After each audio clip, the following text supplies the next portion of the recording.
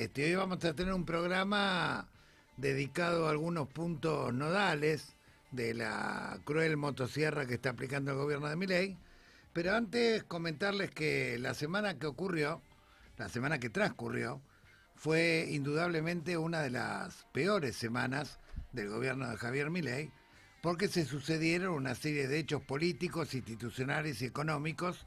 que dejaron al desnudo la endeblez del programa económico, el aislamiento del gobierno, la fragilidad de alguna manera de su nivel de gobernabilidad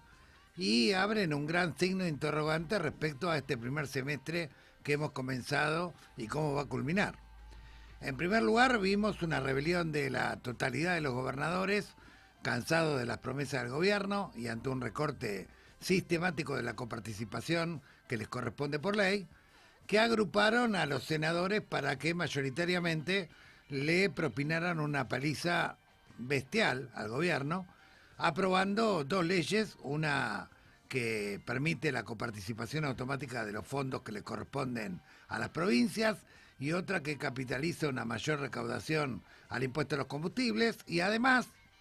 refrendaron lo que ya diputados había votado, que es el aumento de los jubilados, la emergencia en discapacidad y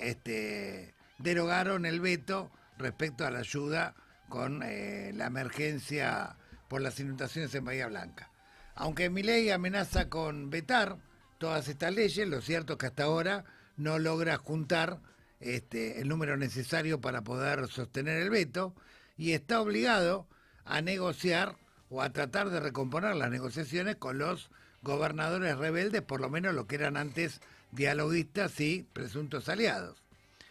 Por otro lado, al interior del gobierno se ha desatado una guerra campal entre la fracción que responde a Santiago Caputo y la que responde a Martín Menem y Karina Milei.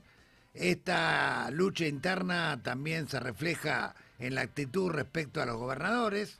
Algunos eran partidarios de ir aliados con los gobernadores más dialoguistas con el gobierno de Milei. Otros son partidarios, que finalmente son los que se impusieron, de armar listas libertarias en todas las provincias. Entonces, al hecho de que les recortan coparticipación, si se le suma además que le arman fracciones partidarias para competir a los gobernadores locales, claramente esto generó la rebelión que agrupó a las 24 jurisdicciones del país y a la abrumadora mayoría del Senado en la votación de las leyes que acabo de mencionar. Mientras tanto, en lo económico, las profecías o advertencias del JP Morgan, que hace 2 semanas recomendaba a los capitales financieros a retirarse de la Argentina, a esperar de alguna manera que pase el temblor de este segundo semestre electoral y económico, ante la falta de reservas, ante la endeblez del plan económico, ante las dudas del Fondo Monetario, bueno, no se hicieron esperar estos augurios de JP Morgan. El dólar perforó los 1.300 pesos, el riesgo país subió de una manera importante, las reservas siguen siendo prácticamente nulas y está en duda, un gran signo de interrogación, si el Fondo Monetario Internacional va a aprobar el desembolso de 2.000 millones de dólares que había comprometido para el transcurso de los finales del 2025, dado que el BOAR en este momento entró en receso y no se sabe si va a haber alguna excepción para algún desembolso de emergencia. Por lo tanto, julio y agosto van a venir muchísimo más complicados que lo que fueron los meses anteriores, y además el dato de la inflación que se va a dar a conocer hoy permite augurar que va a haber un leve crecimiento del índice respecto al mes anterior y que probablemente estemos alcanzando nuevamente los 2 puntos de inflación. Como si esto no fuera suficiente, hay una disputa a cielo abierto entre el presidente y su vicepresidente Villarruel, disputa que viene desde los orígenes de la asunción del gobierno de Milei, pero que del lado de Villarruel no tenía respuesta y ahora empezó una respuesta abierta, un debate duro respecto al tema jubilado, respecto al tema fondo de la CIDE, viajes, chicanas cruzadas públicamente, que lo que están reflejando básicamente son las grietas, el aislamiento y la fragilidad y endeblez que tiene este plan. En el medio también de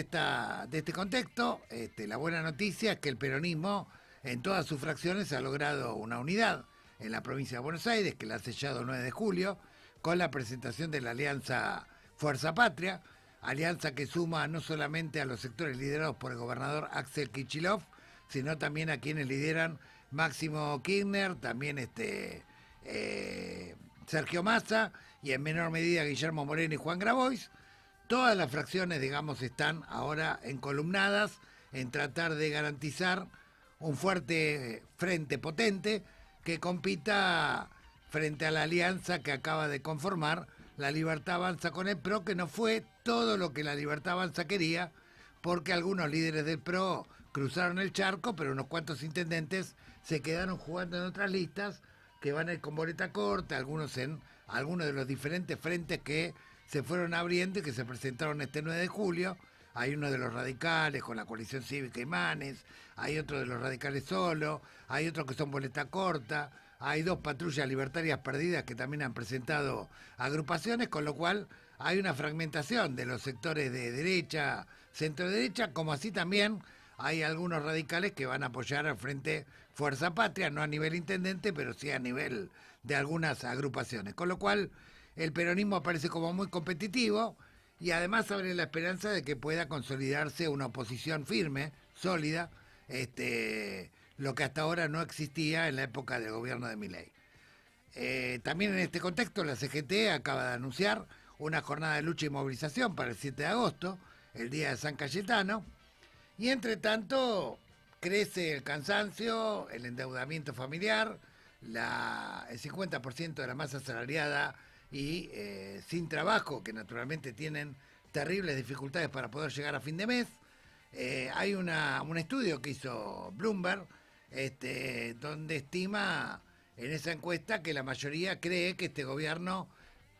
podría no terminar su mandato. Y no es que la gente que responde desea que no termine el mandato, sino que mucha gente que votaría de vuelta a Milei estima que está lo suficientemente frágil y débil y que quizás este conjunto de tormentas económicas, financieras, políticas, institucionales ponga en riesgo la propia gobernabilidad.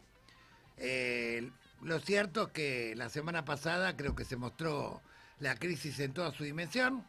Ahora depende del gobierno, la maniobra, la capacidad política y financiera que tenga para poder de vuelta agrupar a algunos gobernadores que quedaron muy heridos, digamos, después de las promesas incumplidas de Milei. Vamos a ver si lo logra. Por eso, por ahora, no emitió el veto, porque está tratando de juntar por lo menos los 87 diputados para que logren garantizar que los vetos sean sostenibles. También están negociando en Estados Unidos a toda velocidad si pueden desembolsar cuanto antes los 2.000 millones de dólares que había prometido el fondo para reservas que están completamente secas y frente a un panorama, digamos, de creciente fuga de capitales, suba del dólar y suba del riesgo país. Un escenario de gran fragilidad, con la buena noticia de que el peronismo vuelve a unirse y vuelve a marcar un polo competitivo del campo nacional con posibilidad de alguna manera de recrear la esperanza de los argentinos y las argentinas que estamos viviendo en tiempos de absoluta crueldad con este gobierno de ultraderecha.